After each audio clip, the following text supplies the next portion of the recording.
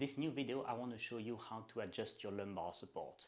But before that, I want to tell you why you should care about having a lumbar support, which is the lower part of the backrest here. Well, the reason is simple. Your weight has two components. One is what I call the vertical component, which will be absorbed by anything on which you sit. The other component of your weight is that.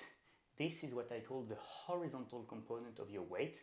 It's basically your belt shifting backwards, i.e. your pelvis tilting backwards.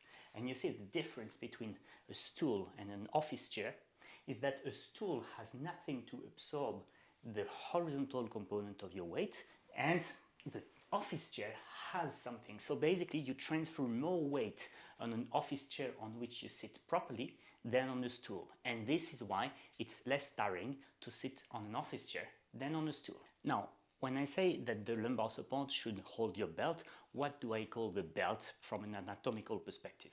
Well, the belt is these 2 points here, which are the most backwards parts of the pelvis, which are called the SIPS, sacroiliac posterior spine. Basically, it's the two hard things that you can feel here behind your belt. This is what we're trying to support. So now, how do we adjust the height of the lumbar support when we can glide the backrest back and forth? We put the backrest all the way to the top. We sit back in the chair, but you see only the pelvis is against the backrest, not the shoulder blades, so you're slightly forward. And then you bring the backrest down, and at some point it blocks. It blocks because it's landing on the SIPS. So with such a chair, it's super easy to do.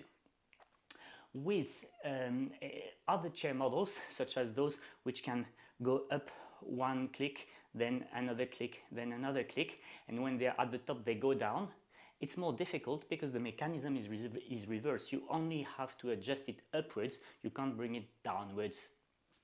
And therefore you have to have another method, which is start low, and every time you go one click upwards, you count 1, 2, 3, 4, 5. And if you feel better at 3 than 4, you bring it down, up, down all the way, you count 1, 2, 3, and here you stop. It's the only method. One last thing.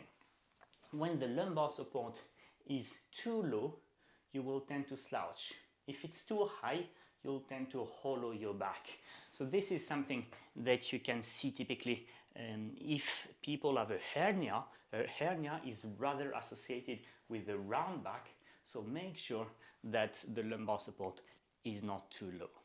If people have hollow back issues, well, make sure that the lumbar support doesn't deserve to be just a bit lower.